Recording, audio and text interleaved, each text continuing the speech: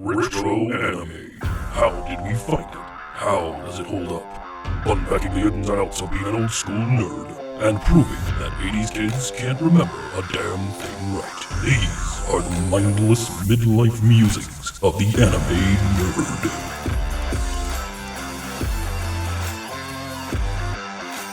Welcome to Mindless Midlife Musings of the Anime Nerd. I'm Rick, and I'm joined by the rest of our panel, Brian, Lynette, and Vic. How's it going today, everyone? Hey, what up, everybody? Awesome. All right. Today, the right stuff has never been so nicely packed. We enlist ourselves in the Japan Air Self-Defense Force and take off with the 801st T.T.S. Airbats. Based on the manga by Toshimitsu Shimizu, the OVA series was released in 1994 and ended in 1996. So process that information. Started in 94, ended in 96, which is quite a long time for a 7-episode run. I think we'll have plenty to say about that. Well, government funding. This was released in the West. What's that? We're back in the Brian is holding his I am. Oh, I'm almost done with the intro. Hang on. So this was released in the West on VHS by ADV Films in about 98, and with a DVD release in 2002. It's currently out of print, so interested viewers may have to raise the black flag if they intend to find it. The plot focuses on the activities of the Japan Air Force technician Takuya Isurugi, who is transferred to the 801st Tactical Training Squadron, a ragtag aerobatics team. And Isurugi is a shy otaku who's obsessed with planes and immediately ends up at odds with the two primary pilots of the squadron, Mitaka and Haneda. Of course, hilarity ensues, and the two women he gained the ire of soon fall desperately in love with him. Why is a subject of mystery.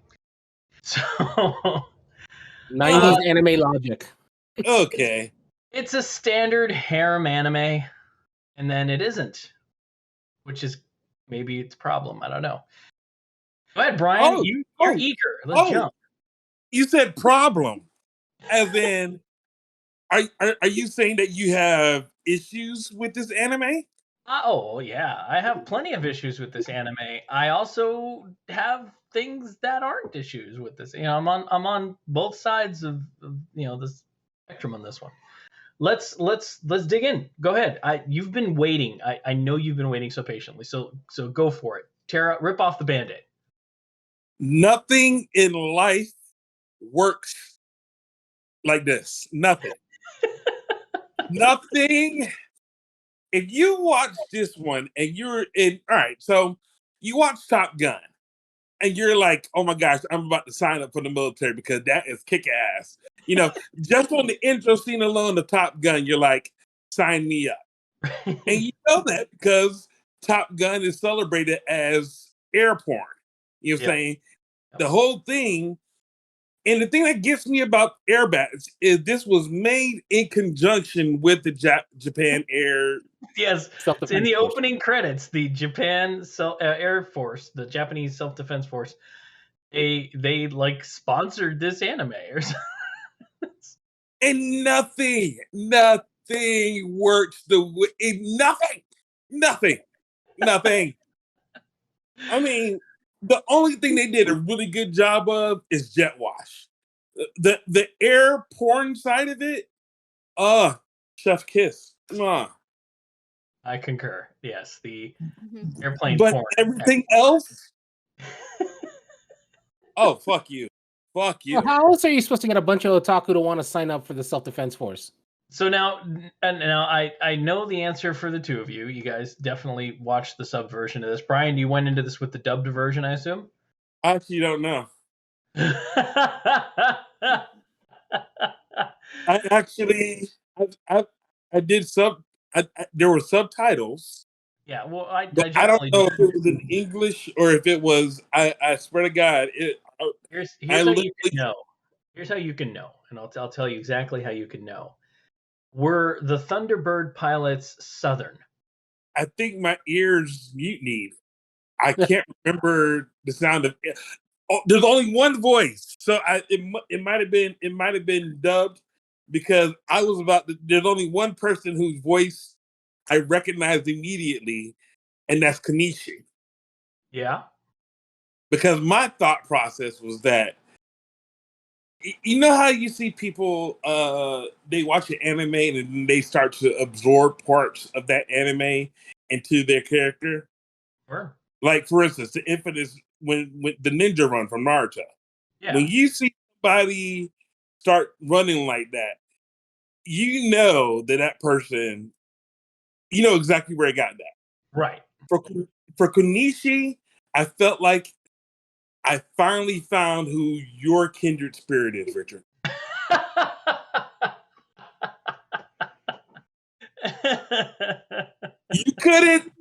You couldn't tell me shit. Like, if there was any doubt of whether or not you got your voice that you use from Kanishi, it was quickly dispelled when he started saying, "Shut up, shut up, shut up." So you watched the dub for sure. All right, so That's what it sounds like to me.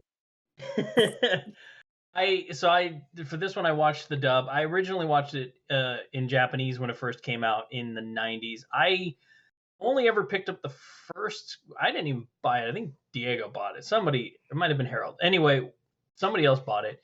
It was just the first volume, which I think was only 2 episodes. So I'd never finished this, and I'm not sure if that's a good or bad thing. So, wait for it. We haven't gotten there. You haven't gotten there. You're right. It's a 7-episode series, and like I said in the intro, this thing, it started production and release in '94, didn't finish until '96. For 7 30-minute episodes, that is an immensely long amount of production. And you can kind of tell when you watch this. The episodes feel very disjointed. It feels like there's 2 distinct segments of storytelling, maybe 3. And I just feel like they kept trying to hobble on an extra episode or 2 where they could before they finally just gave up on this. What would be your thought process of why it took so long? I think production issues. Government funding.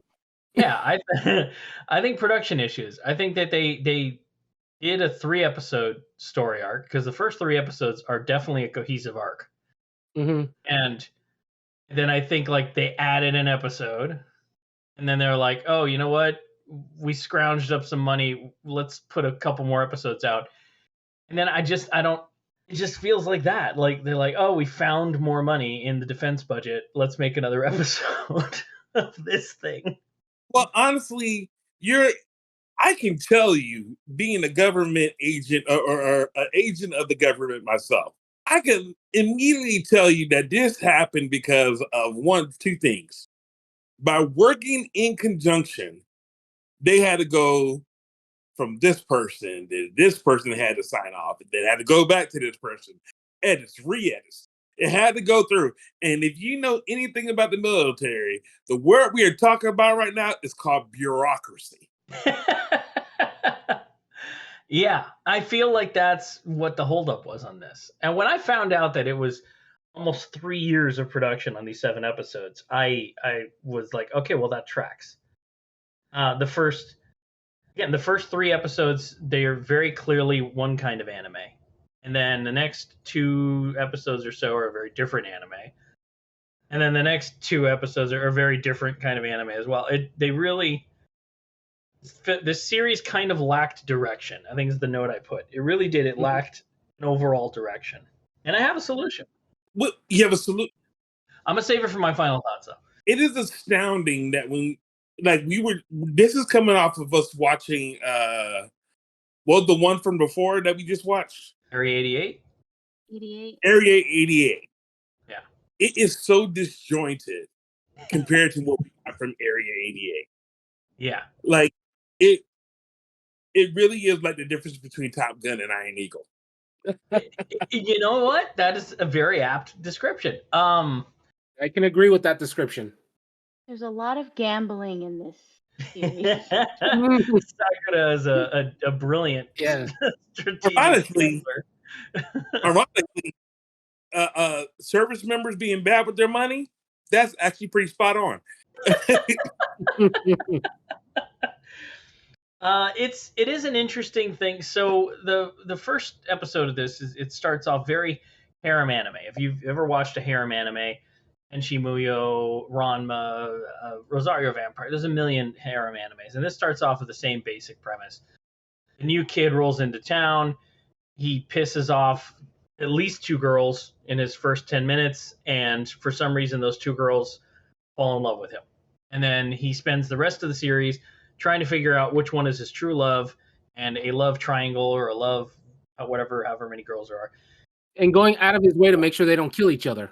Right, while simultaneously trying to convince them that they're not enemies. And this is very successful at that type of anime for the first 3 episodes. Mm-hmm. And then they walk on. So now when it comes to this one, I didn't realize I've been introduced to harem animes way before I even started my tenure, if you will, into Japanese anime. Yes, harem anime has been around forever. Mm-hmm. Right, but I think he was. Go ahead. This felt like what if Archie, Veronica, and Betty met Top Gun? There you go. That's a great. Actually, it's a great way to describe it. Mitaka, the Ice Queen. She's she's absolutely and Haneda's the earnest one, the youthful optimist, and this the same character tropes carry over to this that are carried over from things like that and Tenchi, and you could take these characters and take their descriptions and you could copy paste them onto just about every harem anime, and you're gonna match a character. That's not a slight against this. I don't take that as a negative because I knew going in that's what I was getting. I knew it was a harem anime. When you say you knew, are you talking about from back then or from watching it now? No, watching it now. I mean, back then I didn't. It didn't really have a name. Like it wasn't like you didn't call it a harem anime back then. It was just, oh, this is like Tenchi Muyo. Oh, this is like Ranma 1/2. Because it was the mid '90s. We hadn't developed all these clever names for all the tropes that anime have laid upon us.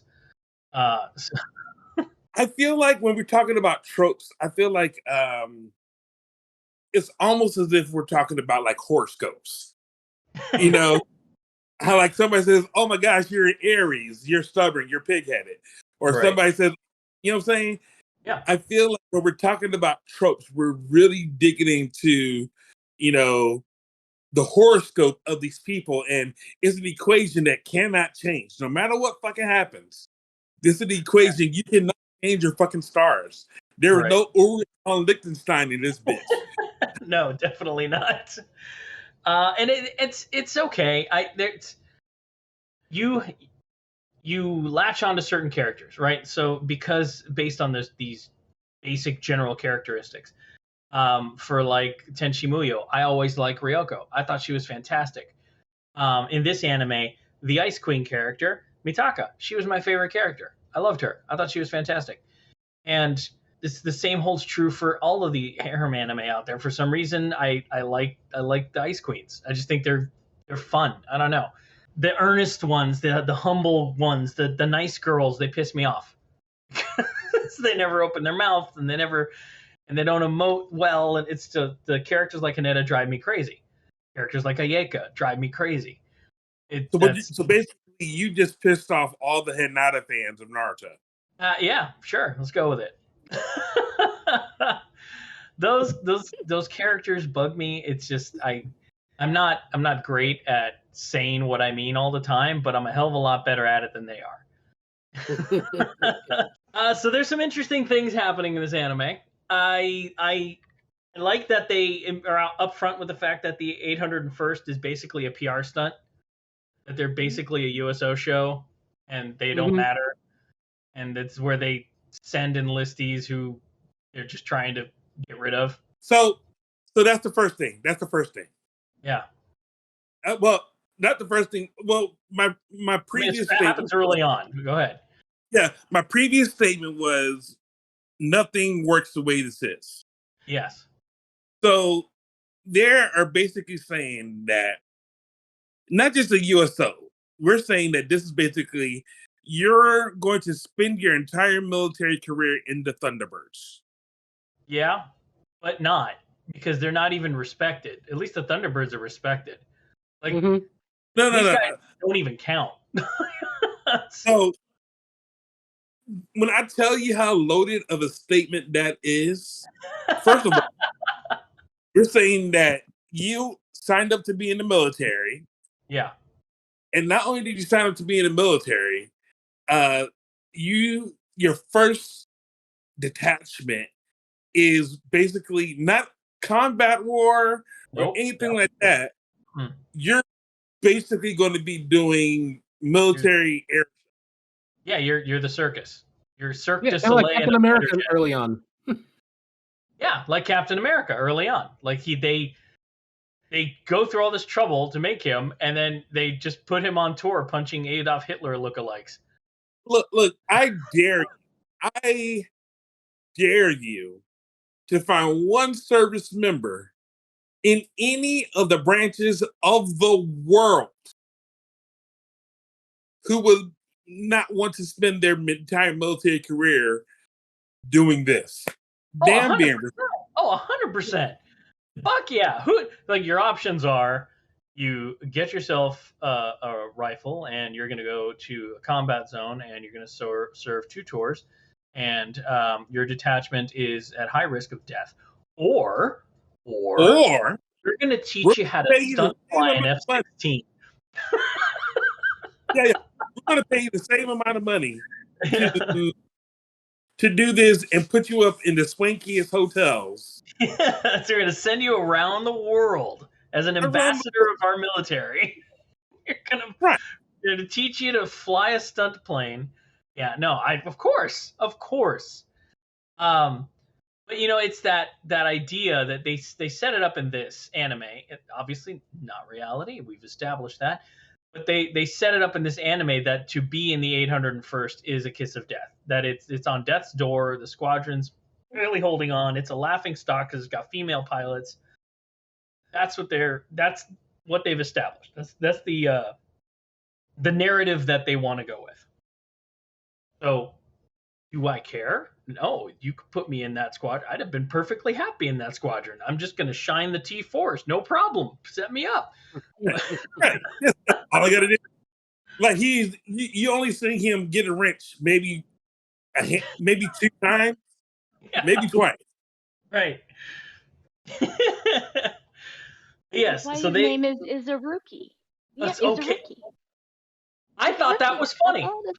I thought it was too. I thought that was pretty clever. The commanding officer is like, he calls him is a rookie or I's a rookie. I thought that shit was funny. I's a rookie, and he says no, he's a rookie. And ever since I heard I's a rookie, I couldn't hear it any other way. It's just like is a rookie. That's all he is. He's a rookie. And the commanding officer. So you're thinking of Kangamine. Yeah, Kangamine. He's such a prick, and he's such an idiot. But he's going through his opening tirade, explaining to Aizaruki that what's going on. It's in case of mean people attacking. This is how he described in the dub. How he described what they do. Do you not understand? In case mean people attack, like what the fuck kind of sales pitch is that? So yeah, there's a couple word plays in there that land pretty well for me. One thing that does not land well for me was the American voice actress for Yoko. No, just no. There was a no. Just no. Was it as bad as Pie? Yeah. Oh no.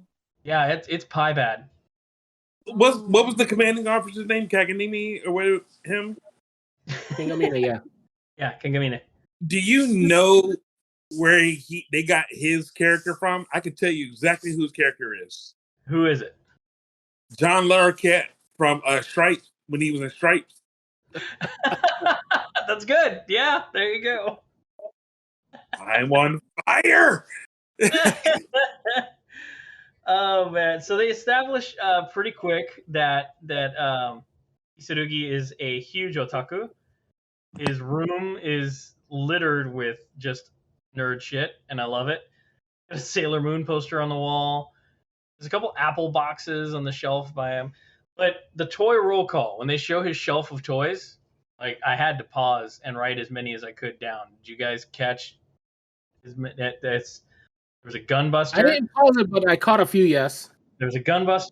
There was Sailor Jupiter. Again, we watch anime completely different. I don't even know what the fuck part you're talking about.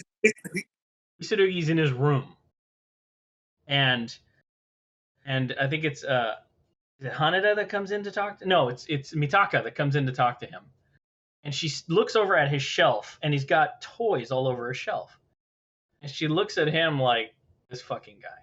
And on the shelf is just a shit ton of Easter eggs. There's a shit ton of toys. There's a Gunbuster, a Sailor Jupiter, a Biko, Ultraman, Mothra, Millennium Falcon, Godzilla, Ghidorah, the character from Otaku no Video whose name went over, Satsuki and Mei from Totoro on there. There's a Dunbine mech in there. Fucking RoboCop's on the shelf. There's so many things. Like I paused it because I'm like, oh, I'm gonna just roll call. Started writing down all the ones I could tell. The Biko fart is actually funny because they actually, the studio Fantasia actually did Project Echo 3. Hells yeah, dude. And Biko 4. in her battle armor. It was great. It was great. You guys, how are you fuckers able to do this? You must have been busy face palming at that time, from the bad military etiquette. Not bad, horrible. Not to sound like somebody who's, I don't know, takes the military too far, or AKA a Nazi, but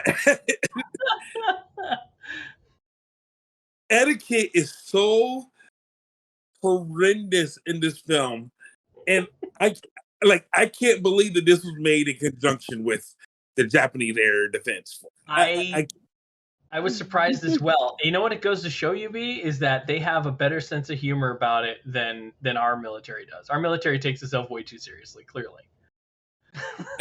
Look, there is taking yourself seriously, and then there's allowing the implication that the entire military force is going to participate in a global-wide bet for who can eat the. Oh, wait, no, too soon. No. Yes, I agree. Like different governments, everybody's participating in that episode. Anyway. Satellites were used. Satellites. Yes. All right. I love that episode. It was a different anime. That episode, look, that episode made my balls itch. I did not like one bit. All right, so You may have to go to a doctor for that, Brian. Oh, I will tell him as he's cuffing my balls. Listen, here we are here today. This is the symptom. Tell me what I got. Let's talk about a positive. They established early on in the intro for the anime, as well as in the first episode, that they do really cool flying sequences. Right? The airplane porn's a lot of fun. They do some great camera work, like when they're doing trailing shots, the camera shakes and the way the planes are. All that shit's really good. The planes look really good. T4s are tight. F-15s look good. Right? Agreed? Even Brian? Yeah. All right. Yep, we agree. They do some stuff right. Episode 2, out of nowhere, the Ice Queen has a crush on Isarugi. Don't know why. Doesn't matter. She hated him the first episode. Now she's into him. Oh, look at the other two options in the crew. Yeah, fair point. Again, Mitaka had a bat. He could have got with the bat. Mitaka is bae. She's waifu. Love her. But again, just like, sweetie, you are punching way below your weight class here. The aerial maneuvers in episode 2 are really cool. I like what they did there. They kind of like have a fight. They're doing ACM, but they get a little carried away because they're angry with each other, wreck the plane. Again, nobody got in trouble for that, which was sure had Brian's spider sense tingling. But not only that, let's talk about how they're able to save and recover from that. Isarugi goes and run. Well, first of all, gets a motorcycle. Don't know where the fuck he got that shit. Steals Yoko's scooter. Steals the scooter to ride out to the perimeter gate, which is easily, I can tell you, from a runway where they will just fuck that part. Rides out to the perimeter gate. We're not going to talk about the distance between how far that actually took him to get there. Yeah. To jump over a barbed wire fence, and then to somehow commandeer the radio of a news team. Not even a news team. Fanboys. They were just fanboys. Guys that sit by the runway and shoot the airplanes. That's it. That was their whole shtick. Why did he not go to the air traffic control tower? I have no idea. Why? He was still new and didn't know where it was. Why? He's a rookie. Sticking with that. He's a rookie. Why? Why? The name explains itself, you know. And why did the maintenance technician have to tell the pilots how to land their planes? That the air traffic controllers couldn't do. Anime logic. Yes, I know. All right. Look, when you put this into the anime Excel spreadsheet of what's supposed to fucking make sense, this is divided by 0 all day long. Ryan, anime is not supposed to make sense. If it did, then it'd be boring. Look at this kid's dreams. This kid's dreams alone are laugh riot. It's like JD from Scrubs got in the military. Oh God, yes. Dreaming up these hilariously insane scenarios where some googly-eyed Godzilla is attacking his coworkers. The kid's dreams are all over the place. With eyes that pop out on string. Fucking funny. And you know what this is, Brian, to help you gain some perspective? This is like Hot Shots version of the military. This isn't even Iron Eagle. This is Hot Shots. And that's Hot Shots do. that's what you need to understand. You weren't watching Iron Eagle or Top Gun. You were watching Hot Shots. And that's the mentality you have to have going into this. So the other, all right. So I think we're going to need either some type of production notes or show notes, or maybe even Nick can do it in recording. Let me know this. What exactly are the ranks of fighter pilots in the Japanese? So I wrote that down because I was curious about that as well, because these characters, Mitaka and Haneda, are sergeants, and they're allowed to be stunt pilots.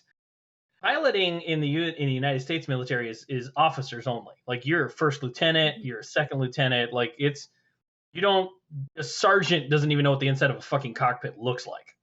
So you're not, that's like way above your pay grade. So yeah, I don't know. I don't know what the rank requirements are to be a pilot in the Japanese Air Defense Forces.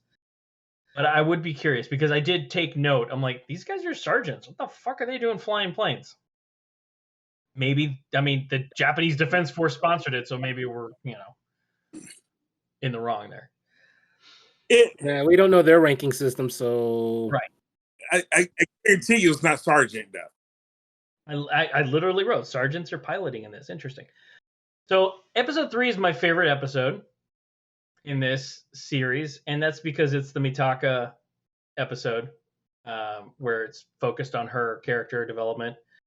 I enjoyed that. I enjoyed her interacting, playing video games at the arcade, interacting unknowingly with her commanding officer, all that shit. Just the whole episode, to me, I enjoyed that. It was fun. Is episode the one that has the horse race? Look, Sakura goes to the track a couple times in this. I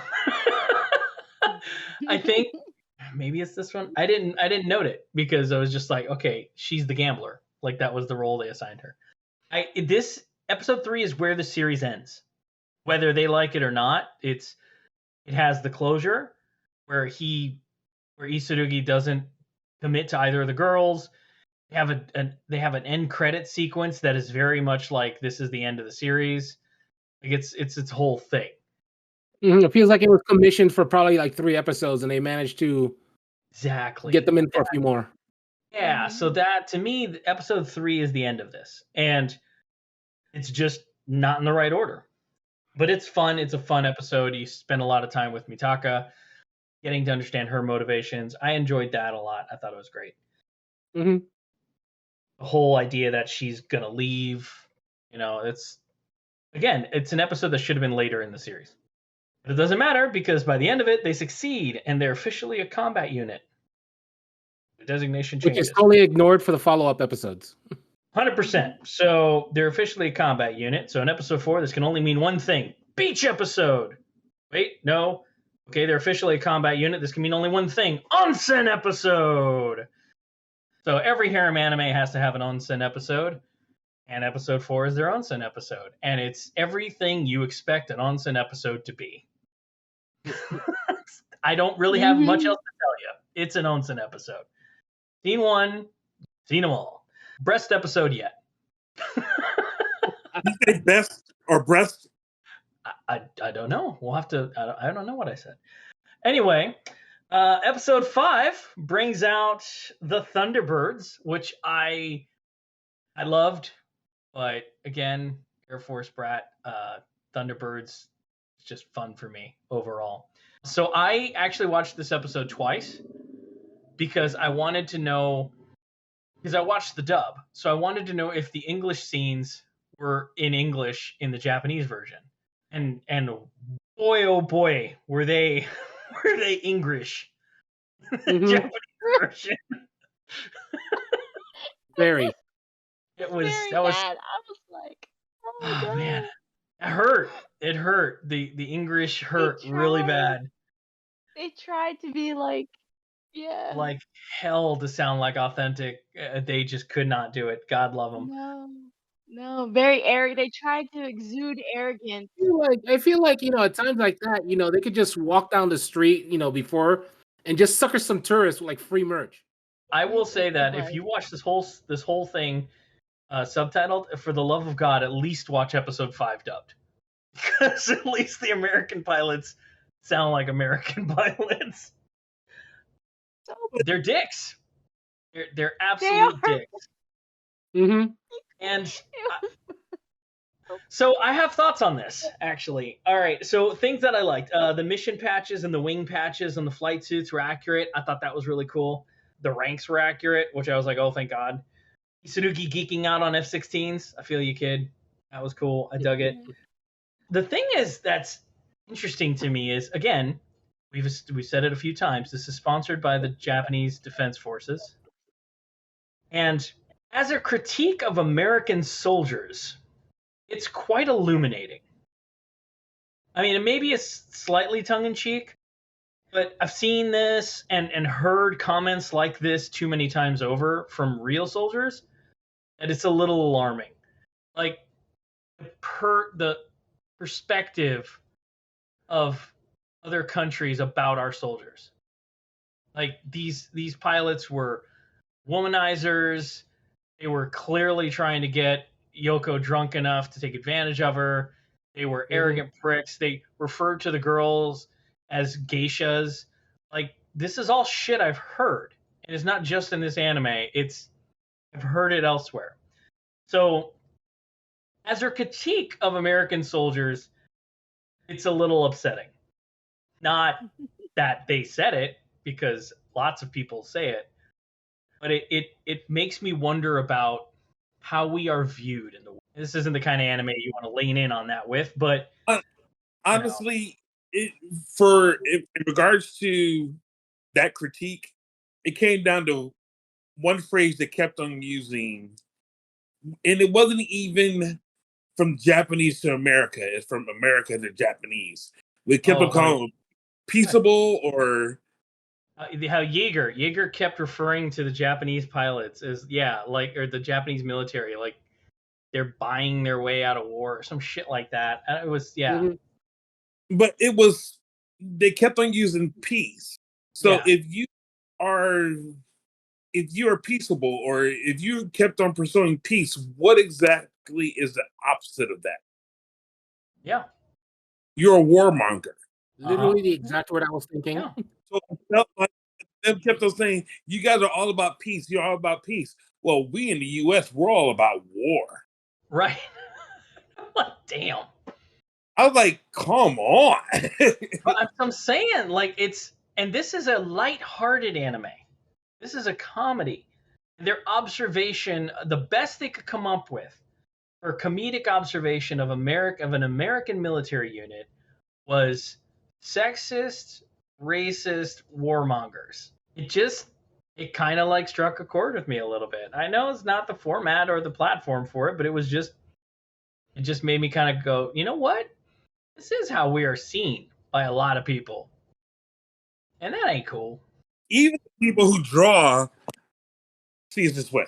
Yeah, and that sucks. We need a better image. We are not doing a good job of cultivating it. Yeah, look. And just think, that's their image of us in the 90s. Right. In the 90s. Man, can you imagine their image of us now? Anyway. I'm pretty sure we're just just a joke to them now. I love that Mitaka used interbranch rivalry to get the Thunderbird pilots in a huff. That shit was great. Like, I hear the best pilots are actually in the Navy. That shit was fucking great. Loved it because I've seen that too. There is some serious interbranch rivalry in the military. That shit is funny. You know, the thing about it is, if you really think about it, who would the Japanese be more afraid of? The Air Force or the people they went against in World War II? Oh, 100%. 100%. No disrespect to the Navy. Love the Navy all day long. It's funny that they were smart enough to use that interbranch rivalry to get a rise out of them. I thought that shit was funny. And before you begin, I've been holding off on the whole exactly how many times I was going to say that's wrong, that wouldn't happen.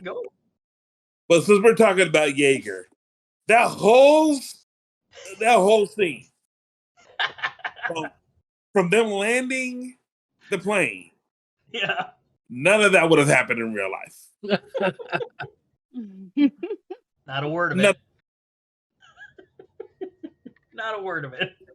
It would not have been, not only that, but even the civilian character that he used at that moment in time would not have been the civilian character that they plotted. It would have been some type of ambassador. It would have been some type of, you know what I'm saying? Somebody from the department. Yep. But again, this is Hot Shots. We're not getting the hot shots. We're getting the cold bullets now. We're so far away from normal Earth 616 version of operation here. This is so. I don't know how this got made.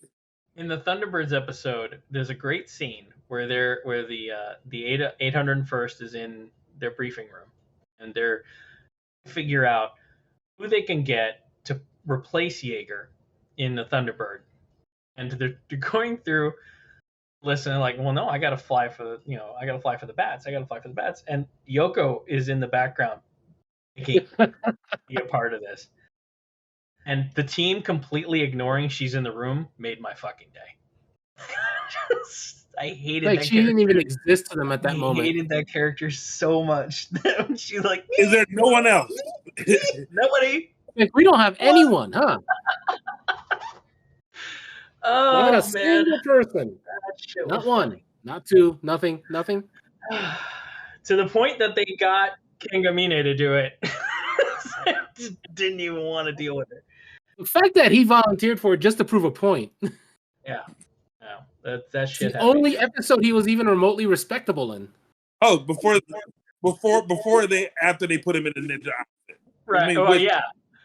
And that again, that whole goddamn scene, like you're gonna just like put on a show for the Americans, ninjas and freaking like fuck this shit. Oh, yeah. Anyway, Yeah, they put him in drag and they make him fly an F-16. That shit was funny. I'm sorry, it was funny. It actually made me think about, have there been any other animes that have been made in conjunction with some type of State Department agency, or like I would love to find out that Naruto was made with with the Ninja Academy, the Ninja Coalition of Japan. Oh, You know, man. But episode 6 was Lynette's episode. She liked the ramen episode. You want to talk about it? Tell me. It was just complete. I loved it because it was complete nonsense. It was just like none of it would have happened. How are they coordinating around the world to have this huge bet off of these 5 people that probably don't really mean anything? And the one character that nobody likes is the one who wins. And Yep. I mean, the sub version of Yoko, I really like her. Yeah. I didn't hear the dub version, thank goodness. Don't. But she's very quiet, she's very cute, and she basically I feel like when she signed up, they probably had like cookies, and she just went cookies, and then signed up and went. I don't know what else to do, and they didn't know what to do with her, and that's how she wound up there. And to me, I felt like that was awesome. Like she's the best distracted character I've ever seen in any type of anime. She's just there with a bat on her head. She I don't care. she ate them under the table. Yes, She was she the did. Mihoshi in the Tenchi World version of this. She's Mihoshi. Yes. She's the buffoon, With the high pitched voice. right, with a hype, but who manages to pull out a win every now and then. When the episode started, I was like, "Oh man, this is gonna be a Yoko focused episode, isn't it?" And I was, because I'd been watching the dub, I was really not prepared for that. Luckily, it wasn't. It was just a food filler episode. And then I was like, "Okay, cool. Well, they got that out of the way because now we got episode 7, so then they can finish the story with a flashback episode on a character that had like 5 lines in the entire series." What the fuck? What? I got confused. What are you fucking doing? That And it ended on that, so I was like, it should ended have on ended on that. the ramen episode. That would have been the best. Just end on the ramen episode. You have no idea what you're doing. So this is supposed to be the conclusion. Right, that's the end of their series, and it's a flashback episode on a third string character. I was honestly very surprised. And there is no resolution about it. Oh, she finds a ring and she finds a note box. And She finds out that Konichi loves her, and you're like, okay, Konichi loves her, whatever. I'm gonna close it and put it back in. We're gonna go back to that. Yeah, I know. I would be very curious to see how much of the manga translated into this, but not enough to try and find the manga, because this is an incredibly difficult series to find at all, be it manga or anime. But yeah, it's sort of like that being the last episode made me fully realize they had no plan for this, and they just kept. You know why you can't find it, right? You know why you can't find it? Why is that, Brian? Because it's classified.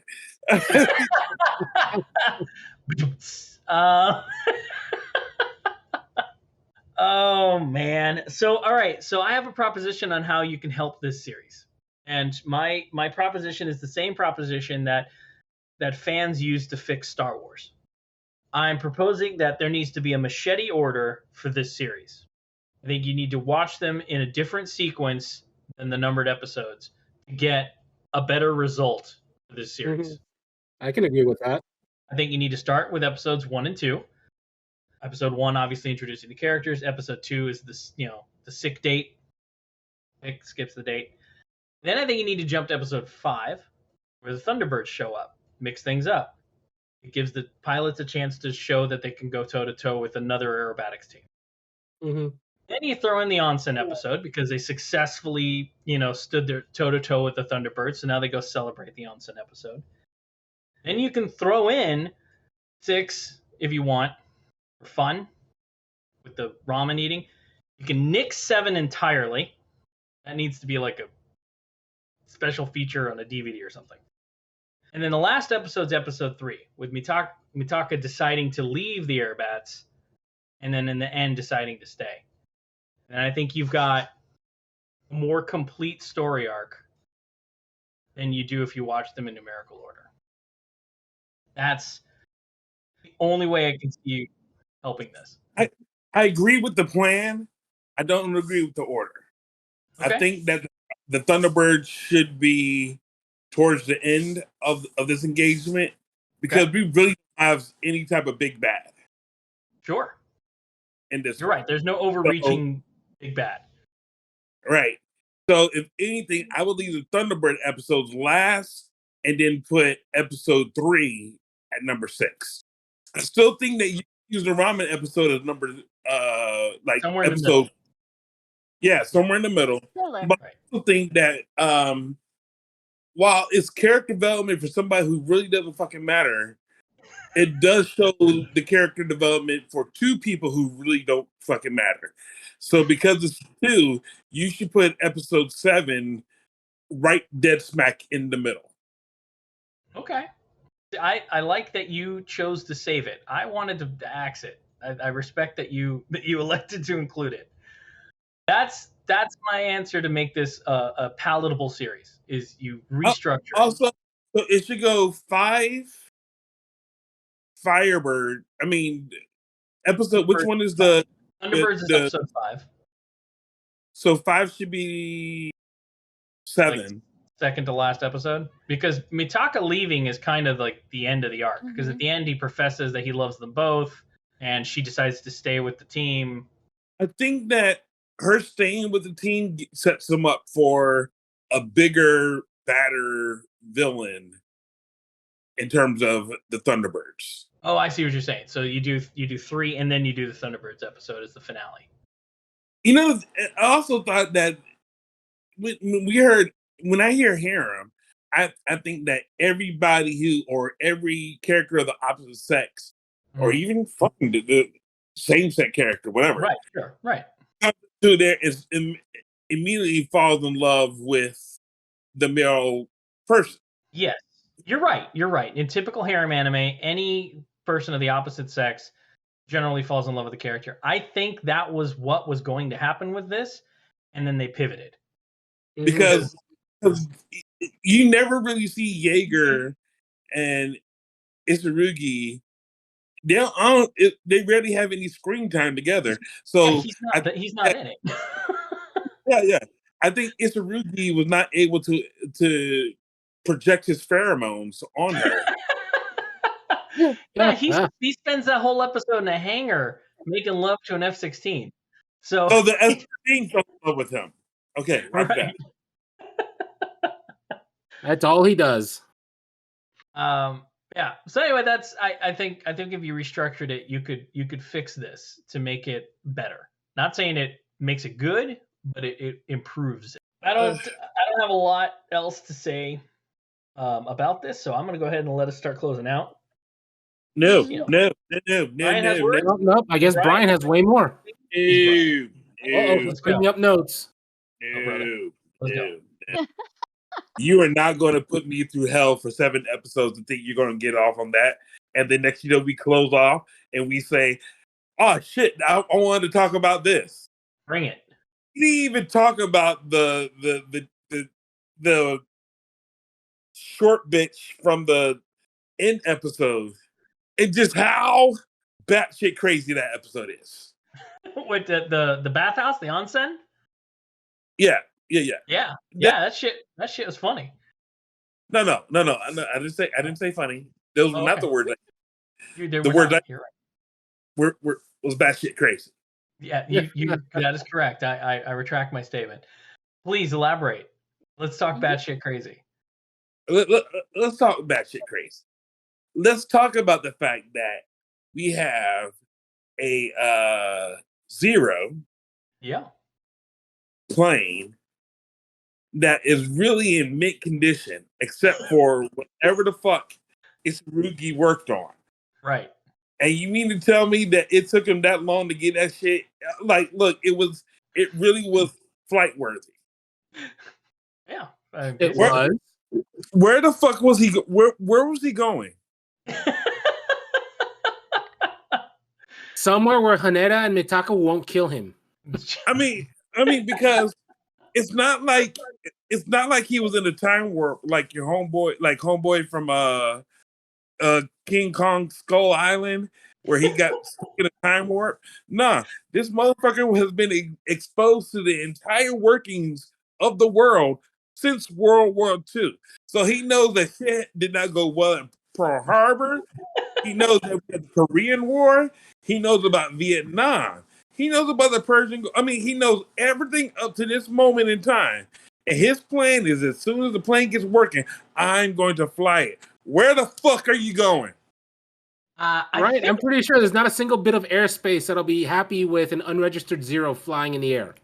I think that that wasn't his plan. I think that was his escape. Like he was panicked. I think his plan because Haneda and Mitaka wanted to kill him. Yeah, no, straight up. I think his plan was to oogle and take advantage of the pilots. And then when he got found out, he was like, oh, conveniently, this dipshit has fixed my zero. I'm going to use it to escape in a panic. That's what I think. Or maybe since they are about to kill me, maybe I actually use the katana that I also have on my side and kill them all. I mean, he had fucking options. I mean, yeah, he did. But he chose fight or flight, which is probably why he still has a zero, because he didn't fight with it. So he's clearly on the flight response. Mind you, we're saying he, only to find out that he's been pretending this entire episode to be a she. Right. Yes. He's in drag the entire episode, pretending to be an elderly woman. And then his Batman costume change is a dead kamikaze pilot. Yes, this ghost, the ghost story that he's spinning, it gives him access to the pretty girls. It's next level hentai.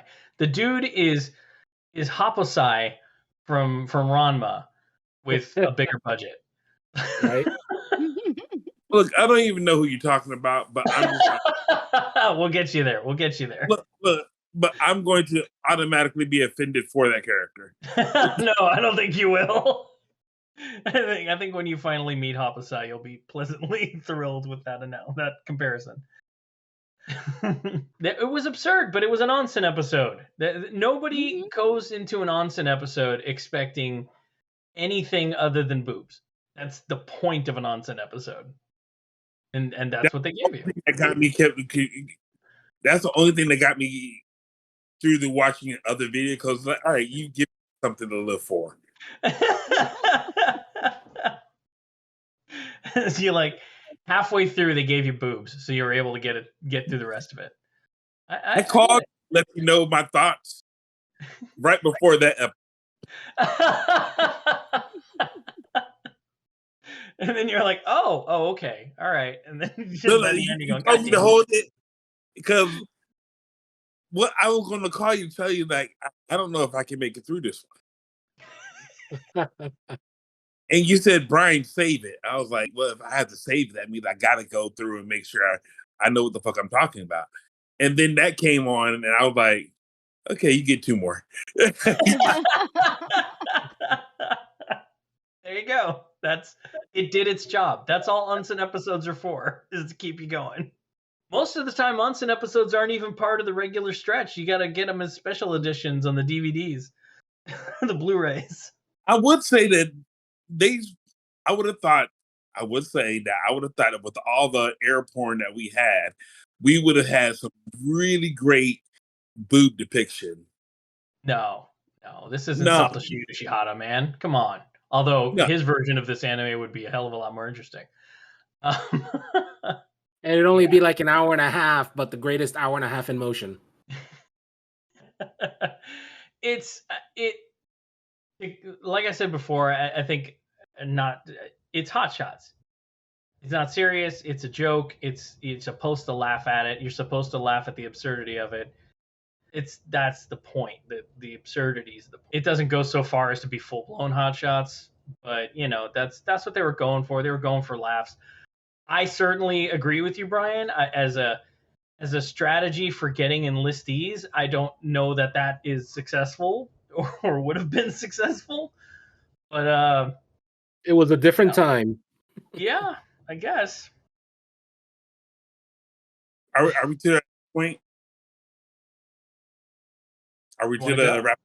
Let's do it. Let's give our final thoughts on 801st TTS Airbats. Brian, you've been so patient with us. I'm going to let you start. Yeah, nothing of this video matters. So instead of doing that, I'm actually going to tell you about the cocktail I am drinking today. Ladies and gentlemen, I recently found a really good cocktail. It is Tito's rum. Top it off with so half a cup of Tito's, and then you put Sprite, and then you top it off the rest of the way with fucking sparkling wine. I am so tipsy right now. I thank this drink because it got me through the pain of having to watch a movie a series that is supposed to have some great shit, and it sets it up for some great action. Just for not one fucking plane to be shot down. In the real world, in his dreams, like 4 planes go down. No, nothing of this. This is the ultimate Who's Line Anywhere, where the points are expensive, but they do not matter. Nothing of this. Nothing. Even the harem portion of this doesn't matter because guess what? This is not the first harem they've had. It was actually reverse harem between Betting Girl and the two people, and we don't even know why he died. You bring up a valid point. He was so unimportant. I don't know what happened to him. He just stopped showing up. So since none of that shit matters, I don't remember his name. Does anybody remember? Did anybody write his name? I don't remember his name. No, he was that unimportant. There's a love interest in episode 7 that doesn't matter. He shows up. Pixie dust. He doesn't matter. they even use a pretty cool harem attack where the girls, every time something happens, they say this is the ultimate betrayal or something like that, and they all turn around with their fists clenched. Right. Yeah. I thought that was really cool, but it was completely wasted. It like an episode of a different series. Yes. Yeah. It felt like it was more. It belonged more like in a high school anime than anything. Mm-hmm. It should have been So, Andre, somewhere else. During this part, please put some type of scrolling text for this wonderful cocktail, and we're going to call it Airbat Shit Crazy. Airbat Shit. I love it, and I need you to write the recipe down for Airbat Shit Crazy. I'll have Andrea scroll it on screen. Right. So for a let's say 16 ounce. All right. Tumbler, 24 ounce tumbler. Half of it is Tito's vodka. And then a quarter of that leftover is Sprite. And then a quarter is some type of sparkling champagne. All right. You'll Airbat Shit Crazy. Airbat Shit Crazy. Have yourself a glass of Airbat Shit Crazy as you tackle Airbats. I got it. That's really, I love it. Thank you. And thank you for the deep and insightful breakdown of the series. It doesn't fucking and matter. Your final thoughts. I greatly appreciate it. Lynette, you didn't get a lot of chance to let your emotions be known on this one. Why don't you tell me what you thought about Airbats? Now, look, I know, before I let you talk, that I think Vic and I are maybe the only ones that ever saw any of this back in the 90s. Is that accurate? I owned it on DVD. There you go. Yeah, this is the first time I saw it. All right, so that's great. I knew that going in. I just wanted to clarify for the audience. Mm-hmm. So let's have it, Lynette. You haven't had a chance to really go at it, so talk to me about Airbats. Totally real life. Guys join the military. You're gonna wind up in a building with a bunch of girls in underwear. So totally real life. That's really what's gonna happen. For the women out there, totally real life. You can go out there, sign up, and mistakenly sign up for Girl Scout cookies, and you're gonna fly a plane. It's totally real life. It's based off of reality. I've seen it, lived it, felt it. It's all there. Lynette is actually a pilot this entire time. They based Yoko off of my life. I'm just telling you there. I signed up one day. I wanted mochi, wound up in the Airbats, and that's what happened. So, just saying. You know, that's what's really gonna happen. I've seen it in the commercials. The recruiters got it going. That's how it goes. Brilliant. Yeah, no, thank you for that. It was very concise description. What base are you going to be find at so we can let them know to send all their mail? Yeah. If you sign up for the Japanese Self-Defense Forces, Mhm. you'll definitely get stationed at what is it, Izumi Air Force Base, I think is what it was called. Yep. Yeah, so yeah, bravo. And the ramen is to die for. There you Yeah, literally. In some cases. Thank you. Yeah, Vic, lay it on me, man. Airbats. Now, since you were one of the few people that saw it back in the context of being a teenager, and now coming back to it, how do you feel? So teenage me, I'm pretty sure only saw the first few episodes as well as you did. Now I agreed with you totally. The first 3 episodes are probably the best part of the series, and the rest is just it's like they added filler, but they added it in the wrong order. So it's oh god. I had fun with the series. At the same time, it's not one that you have to run out and watch, despite the fact that it's out of print. So going out to watch it is not that easy. But it's oh god, it's such a mixed bag because, like I said, I enjoyed it. I thought it was stupid fun. I'm sorry, sir. I like how you said it's the filler, but out of order. So for context, are you saying think of it as a padded bra, but the bra is put completely outside the bra and on the back? What? Yes, that's exactly what he's saying, because that's exactly the way I felt. It is the padded bra where the padding is on the outside of the bra, and they actually padded the straps on the backside. It's like, Brian, I don't think it works that way. That's what he thinks about the anime.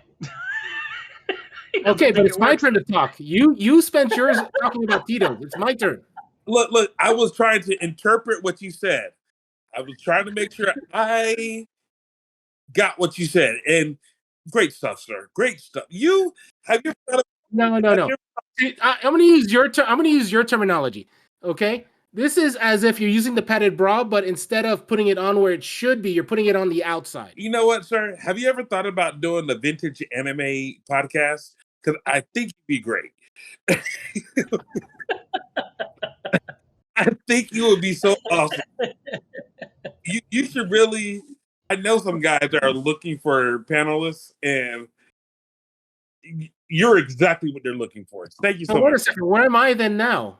Oh crap! I'm in the wrong podcast. I gotta go. You're in the filler episode. Yeah, but no, seriously. Like I said, the first 3 episodes definitely the best of the series. The stuff at the end felt like it needed to be intermixed between. If you're gonna watch it, I think you shouldn't go out of your way. But if you're going to, you can stop after the first 3 episodes if you want a more. I don't want to say more serious because it's still comedy. Yeah. But if you want a more grounded anime versus the last 4 episodes, then just do the first 3. But if you got access to the DVD that has all of them, then why not? Yeah, I think the only other ways you can find this are VHS, or in Japan it was on Laserdisc. Yes. So there you go. Yeah. And if you check on eBay, it's not horribly expensive despite the fact that it's out of print. Just to quantify what he said 3 out of 7, so 42% of this anime is the only thing that matters. The other 58 you don't fucking need. I'm not 100% sure on your math, but yeah, pretty much. Motherfuckers right there. Motherfuckers right there. I never said I was good at math. Right there. I showed the work. So he did. Bravo. I sympathize with all of you. I presented my resolution a little early on in the episode, but I think a machete order for this will present you with a more complete anime. Not a complete anime, but a more complete anime. Definitely start with 1. I think you should finish with 3. Brian makes a strong case for finishing with episode 5. And you pretty much mix up everything else in between, however you want. Honestly, when you really think about it, the stories are so disjointed that there's really not an overreaching narrative. You could get away with mixing them up. But yeah, if you start this and you were to stop in episode 3, you would never have known there was more, and you might have been fine. But then you would have missed out on the Onsen episode, which is the best episode of the series, and you would have missed out on the Thunderbirds episode, which is the closest thing to a big bad that you get in the entire series. So there are merits in watching it all. I can't, to say that we could recommend this would be a lie.